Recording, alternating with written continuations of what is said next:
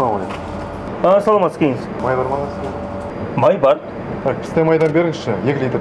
2 литр пісте май қыздар. Тоқтай тұрыңыздар. Ет бар ма сіздерде? Ет бар. Сиырдың еті, қойдың еті, барлығы бар. Еттеріңіз қалай халал ма? Халал, құбылаға қаратып қойып, барлығын Аллаху акбар мұны соямыз кәдімгідей. Халал бізде еттің барлығы. Халал болса 1 кило еттен тартыңыз. 1 килограмм ет қыздар, сиырдың етін тартыңдар.